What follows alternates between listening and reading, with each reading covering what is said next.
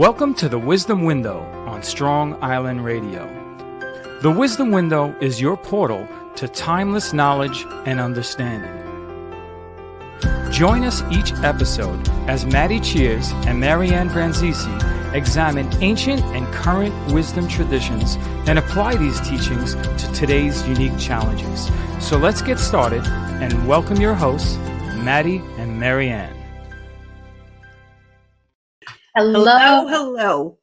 Hi. We're all just going to talk at once. Hi, Mare. How are you? I'm good. This is the Wisdom Window. Welcome, everybody. I am Maddi Cheers, and I'm here with my co-host, Marianne Franzese. And today we are talking about the wisdom of motherhood, because why? Mother's Day, but sort of a different angle, the wisdom of motherhood and how it can relate to your creative consciousness. So Marianne, being the mother of 4 wonderful and amazing children, is going to start us off with this. So we're really looking at the act of mothering, right? This idea of mothering as an action. And my gosh, I can't think of a more parallel type of action than the creative process. Because when we're raising children, growing children, there's so much unknown, and there is similar intent, I believe, for the artist and the mother, which is to bring forth something in the world that will bring good, will bring beauty, will bring some truth and meaning to life. And in the process of raising children, I think that the role of mother also evolves and grows up. And by the time you get to be grandmother is when you really begin to hold the wisdom of mothering, because by that point, you've been through a process and have familiarity with the ups and downs of the process. And so there's less anxiety and more faith in the ways in which we as human beings do, in fact, grow up, and what are some of the necessary phases of growing up that is part of a process. And it's similar with the creative process, because creativity is truly, truly a process that may start with the vision and the momentum and the excitement, and then the structure and finding forms. And then it usually goes through a really awkward stage. Right? Just like adolescence, where you just want to throw it away, but you can't, because if you stick with it, in the end, there's always something that is astounding and helpful in just learning in this process. So Maddi, I know that the kids at school in your work lovingly refer to you with the title of Grandma Maddi, which is I always think of it as such an honor, because it is the wisdom there in the motherhood. So Grandma Maddi, what do you think of all this? Well, what I really, really love everything that you just said. And I think within the creative process, it is just like you said, there is a growing up that happens. And eventually you hit that adolescent phase. Hopefully you don't throw things out. You go to somebody who has wisdom and who can help you through it, and you don't give up on your dreams. And that rebellious phase, part of that rebellion is to rebel against the society and the culture at large. And that's really where the wisdom keepers, I think, can help you, because very often the children that get to that age, that get to that adolescent phase, feel lost. And the wisdom keeper who knows how to be grounded and who's been through the giving birth process as a woman, as a mother, can also now speak to, as a grandmother, that very nourishing place of acceptance.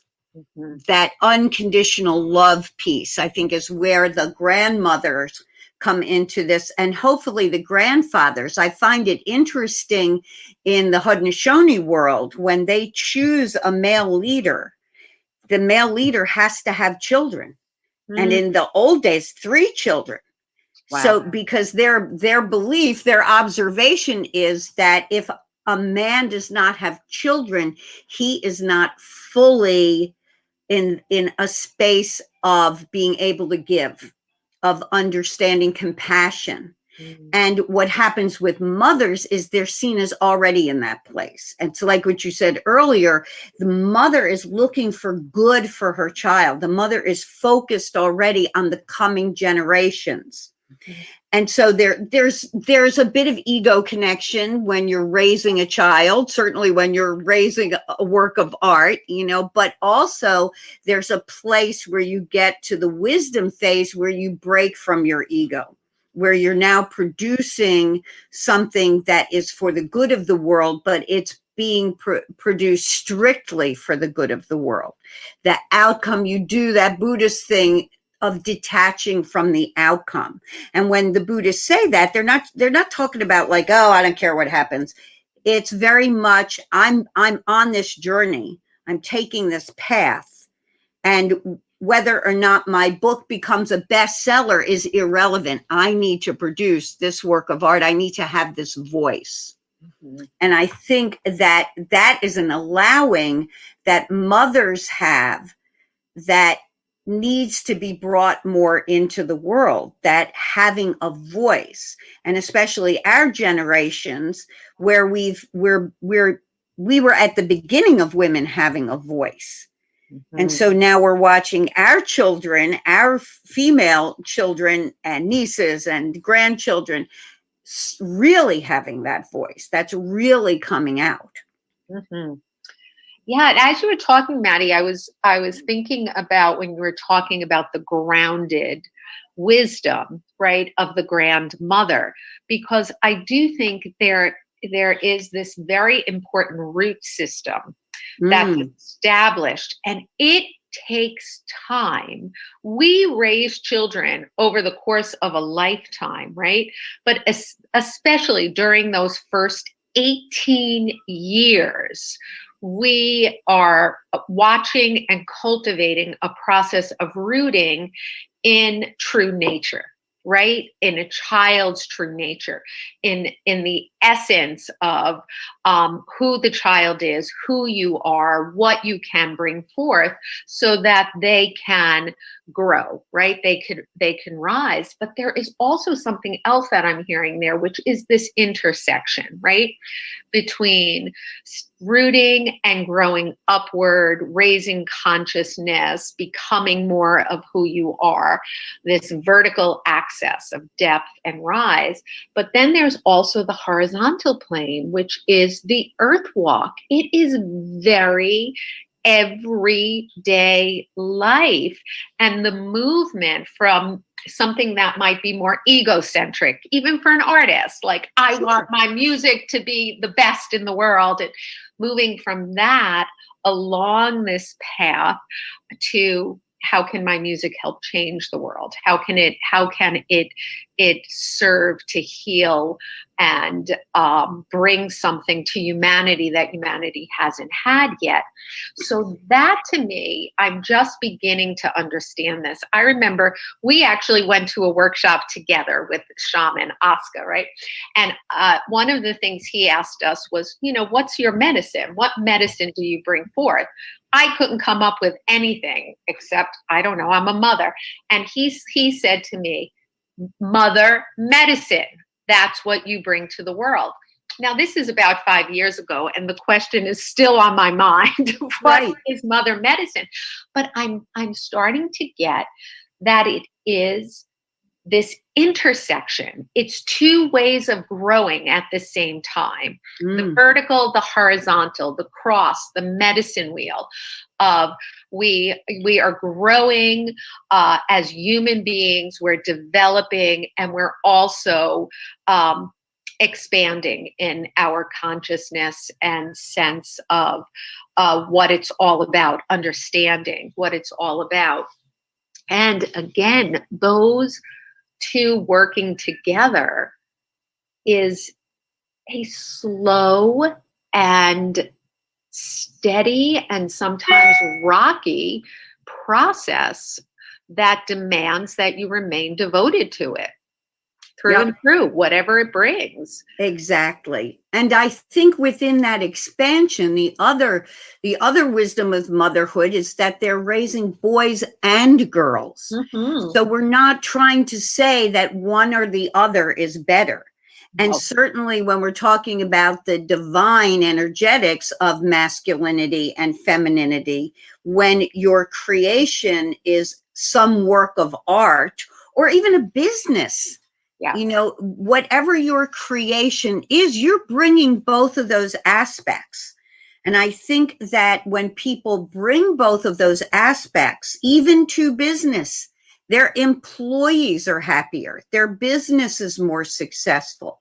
Mothers naturally have a certain humility. And I know when you took your business course, there was a lot of talk about how what improves the general working area is humility, is you're not dealing with the people that are bragging and showing off and think they're better than everybody else. And the mother is the one that, yes, you're going to express pride in your child, but you're also going to try and balance that out.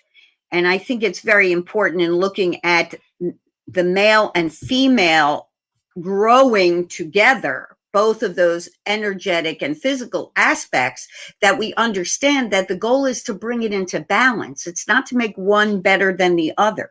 And We're absolutely, talking about that vertical growth. We're not talking about hierarchy.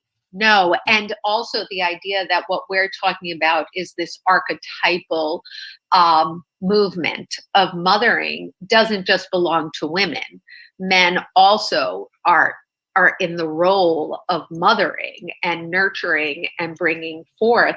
But the other piece is, I think that the difference between the kind of more dominant hierarchical movement, right, that we see, Right. is basically saying, okay, whatever has come before me, I've got to destroy so I can be in full power. Where the mother is, whatever stage has come before, I need to embrace and integrate into the next stage, because if that stage didn't come before, I wouldn't be where I am today. So there is this deep appreciation for every part of the developmental process. It's like evolutionary, and to it is a force or a spirit that moves it along, right? Yeah. That is in the nature of just being human beings, that's moving it along if we can nurture each step of the way, rather than just want to dominate what comes before. And Exactly, because otherwise, that's okay. Oh, sorry about that. That's one of my children. That's all right. See, one of your children. There they are calling in the middle of the show. It can bust in anytime, right? They absolutely can. Sorry. And I think that's what you're saying too, is why I love that image of the womb of the universe. You remember when we were at the museum of the Native American, when we were in Santa Fe, and they had that beautiful, beautiful sculpture of this woman giving birth to all of the people. Right. And that womb of the universe concept. The other thing I love about that is it reminds us that that's where we all came from. Yes. All of us.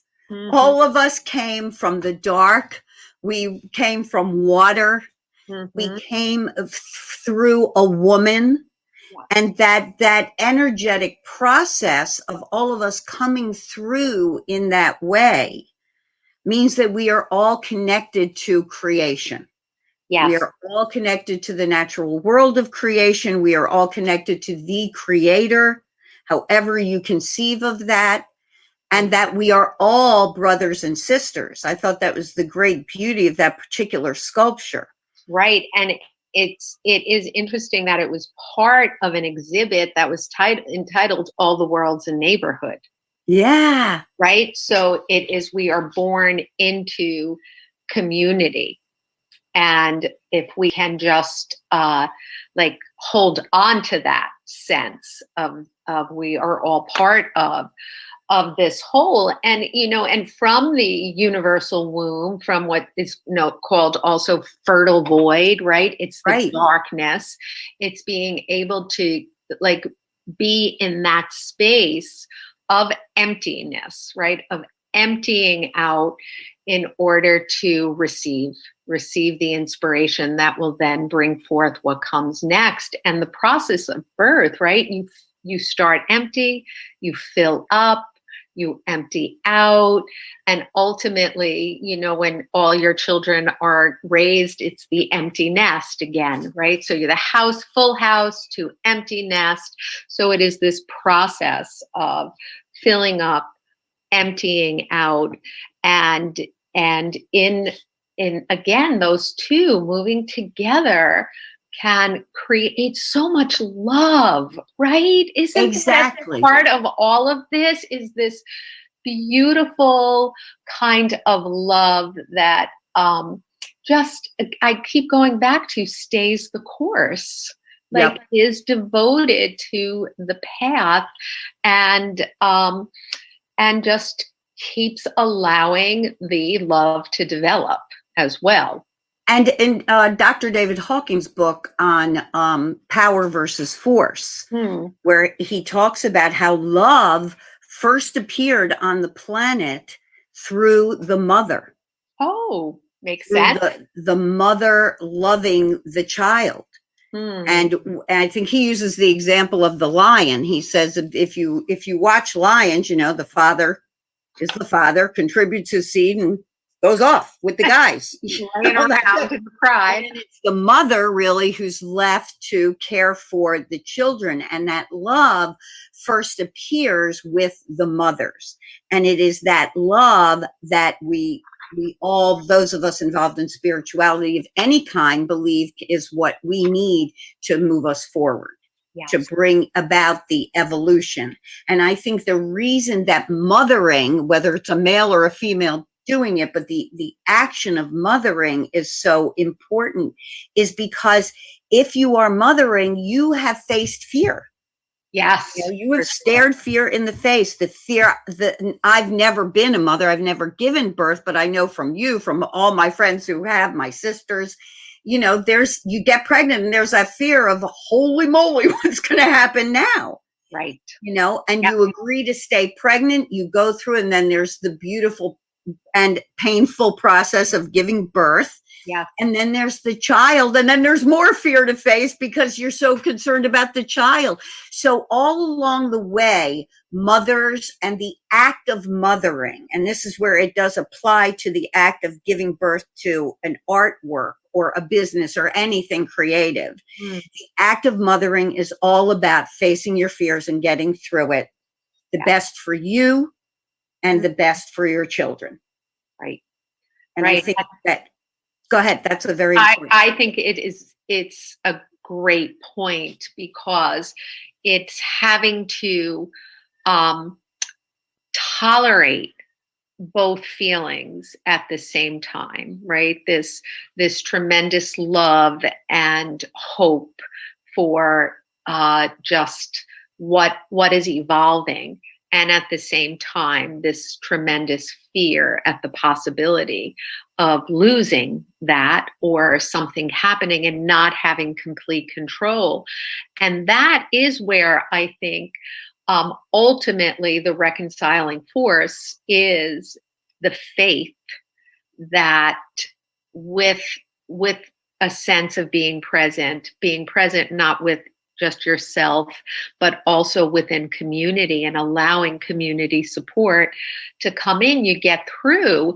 And that goes back to this idea of our, where you're on in the developmental path of mother. If you're a young mother versus you're a mother who's been at this for a while, or you're a grandmother, we need the support of those who have walked the walk already. Yep. Because that is the kind of of wisdom that a lot of the anxiety starts to dissipate. That's what I see as the difference with the grandmother.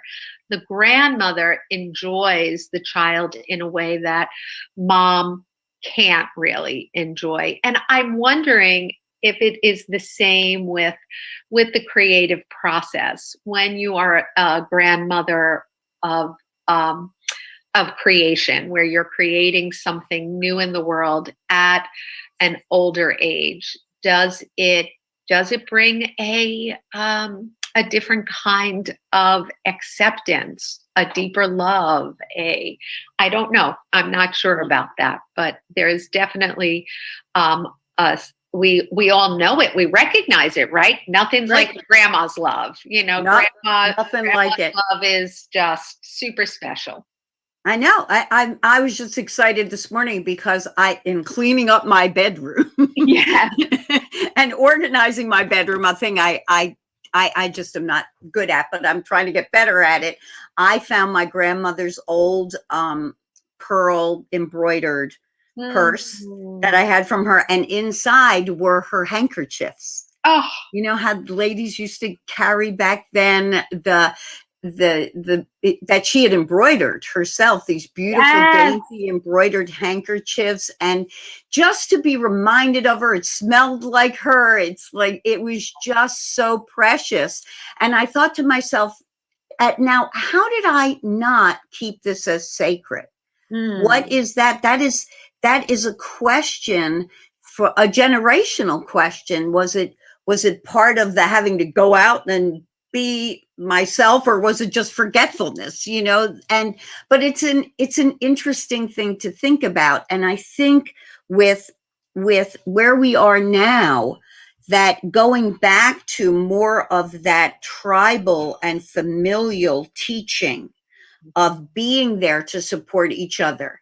I think about the group that the writing group we've both been in, Twisting the Plot, another great podcast, by the way, but Twisting the Plot, in the sense that the two women that run it, Hannah and Cecilia, are like the grandmothers. Yes. They are taking that grandmother wisdom keeper role for those of us who have enrolled in the course, so that we can now give birth. We're now in the position of mothers. We're giving birth to our projects, and they are the grandmothers. Yeah. They are the midwives also. Yeah. Which grandmothers were midwives, right? They showed up at every birth. Yep. And for the tribal communities that had clan mothers, the clan mothers were the wisest. They were the ones chosen to lead the clan because they had already given birth. They had already been midwives. They already had gained that wisdom, that knowledge through their actions. And so they really can be in that position to advise the younger women and the younger people in general. I think one of the other things that the tribal communities have to teach us is raising boys to have respect for women, whether they're in a traditional role or a non-traditional role. You just have that respect. And then in turn, raising women to have the respect for men and boys, whether they are in a